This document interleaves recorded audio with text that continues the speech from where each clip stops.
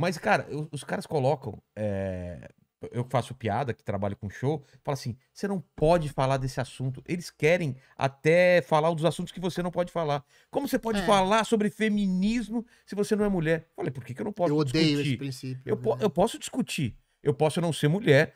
E, senão, um ginecologista não A pode sua dizer. dor dialoga com a do Não, outro. ginecologista não pode exercer a profissão porque ele não conhece o corpo da Sabe qual que é mulher. o problema do lugar de fala? É, É que não são as mulheres. Não são as mulheres que falam pelas mulheres, são as feministas que falam pelas mulheres. é. Não são os Elas não negros querem que. escutar. Não são. Peraí, não são os negros que falam pelos negros. Você percebe que são os caras do movimento negro que falam. Assim como a questão dos gays, é igualzinho. É um nicho, é um grupo ínfimo que fala por uma imensa maioria. Já isso desmitifica essa ideia de É. lugar de fala. É um pequeno grupo falando por todos. E Filho, assim, cala o a boca, lugar, você não sabe o que você e o tá falando. lugar de fala, olha, o principal pressuposto sei lá, da literatura é você tentar dialogar com todas as vozes, falar com todos os personagens. Quando a sua dor não dialoga com a do outro, não dá pra você se colocar no lugar do outro.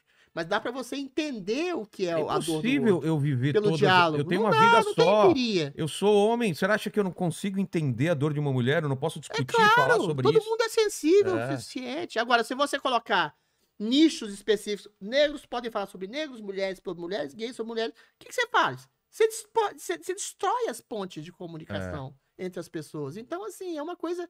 Esse identitarismo é muito perverso nesse sentido. Você destrói as pontes, cria ódio e ressentimento, não cria pontes para tentar resolver o problema, cria uma culpa indelével. Se você nasce branco, Hétero. opressor, hétero, com dinheiro, então você tá fudido. Você vai poder nunca ter que pedir desculpa o resto da vida. E não é assim. A gente sabe que as coisas não são tão assim. Né? Mas quem tá ganhando com isso? São partidos políticos? São uma pequena Ganha minoria? políticos, ganha empresários, ganha pessoas que querem dominar o mundo, ganha os globalistas de sempre, os mega empresários, dono do Facebook, dono do Twitter.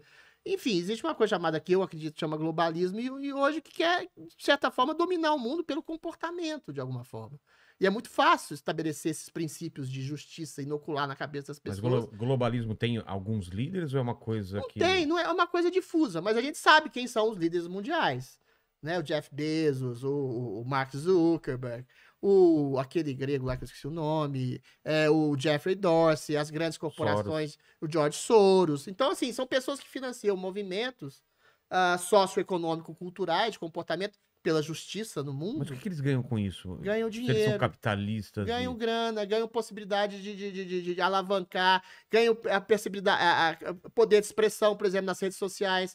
Hoje as redes sociais, que eram uma plataforma de extrema liberdade de expressão, hoje elas censuram, perseguem vozes mais conservadoras, mais de direita, que fazem críticas a isso. Aí você tem, a gente pode entrar nesse assunto também, a pandemia que alavancou isso, a estratosfera, você tem agora a censura sanitária, você tem as pessoas, as suas liberdades de ir e vir, de trabalho, são cerceadas exatamente por, entre aspas, um bem coletivo. Isso é a glória do que se chama globalismo, que eu acho que é o novo socialismo, entendeu?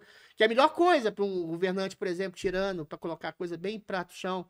Você arruína a vida de todo mundo, fode com o emprego, fode com a liberdade de ir e vir, fode com o trabalho, é um péssimo gestor, não precisa fazer nada, destrói a economia e fala, eu salvei sua vida.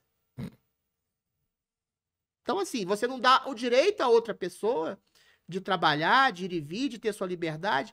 Não, você está colocando a vida do outro em risco. Então, você tem que ficar dentro de casa, você tem que ficar quieto, quietinho. Você destrói qualquer princípio de possibilidade de risco de uma vida, que a vida é colocar, de alguma forma, em maior ou menor medida, em risco.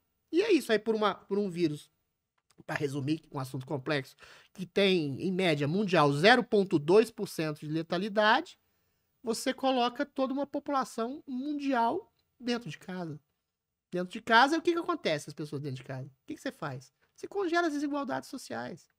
Você congela a possibilidade, por exemplo, e aqui no Brasil essa foi a maior tragédia, de uma criança ascender culturalmente, intelectualmente, de estudar, e ela vai continuar exatamente com o quê?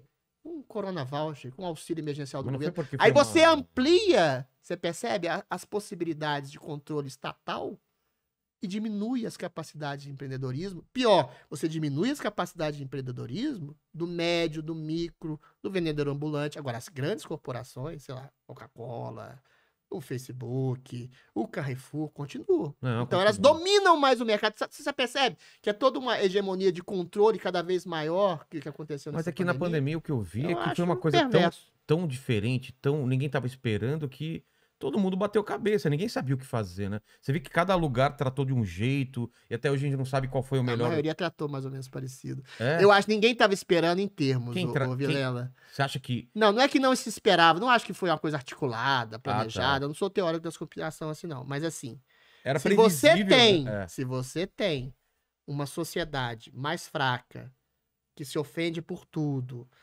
muito mais bem acomodada, com um bem material muito maior.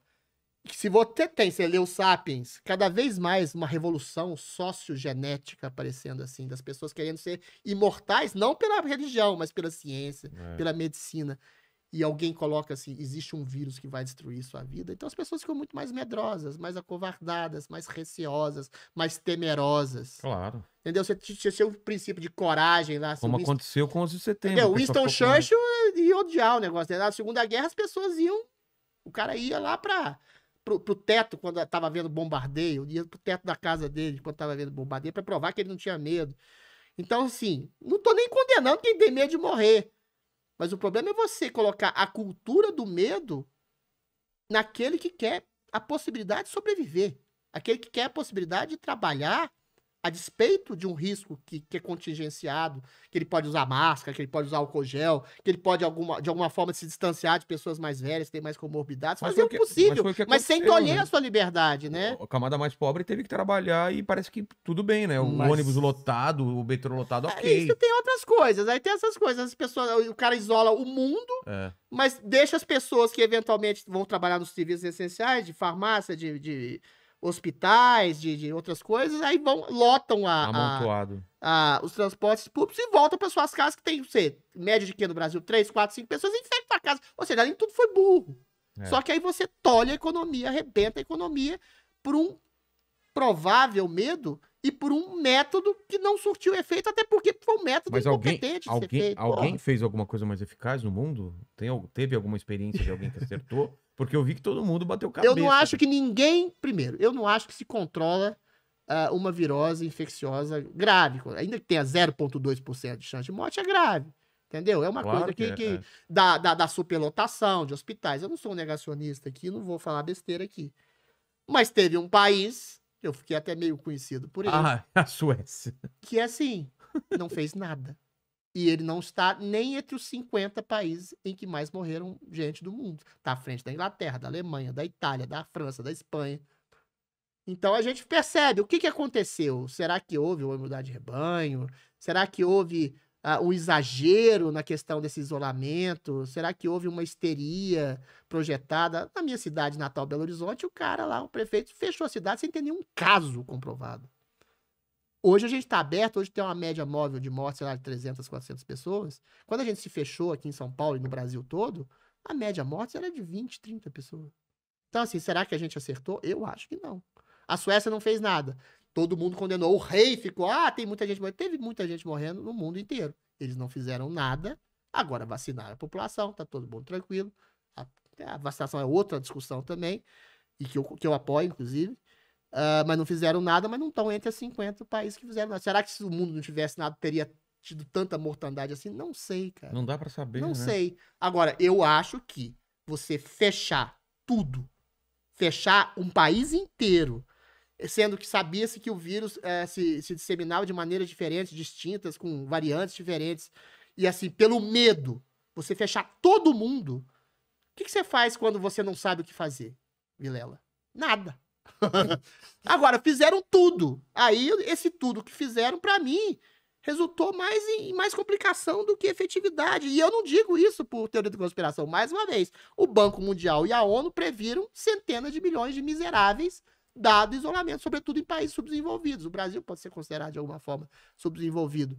Agora, quem vai contar? Contaram 600 mil mortos em 2 anos de pandemia. Entendeu? Teve, sei lá, 40 milhões de mortes da gripe espanhola, com a população 10 vezes menor, ou seja, muito maior. Mas é muita gente, né? Contaram, pois é, mas em 2 anos no Brasil e 5 bilhões no mundo, com 8 bilhões. Agora, dentre essas centenas de milhões de miseráveis novos causados pela pandemia, Quantos milhões vão morrer? Quem vai contar isso? Ninguém. Isso nunca vai aparecer. Então, mesmo do ponto de vista de custo-benefício, eu acho que esse isolacionismo social foi uma cagada mundial. E que pode acontecer de novo? Ué, todo mundo indica que sim, né? Que parece que tem 94% de chance de ter uma nova pandemia. Não sei em que escala, em que medida. Mas assim, eu acho que a gente tem que aprender a lição, cara. Sei lá, você usar uma máscara. Mas é que virou um debate esquerda e direita, né? Se Que não politizou. tem nada a ver. E se politizou.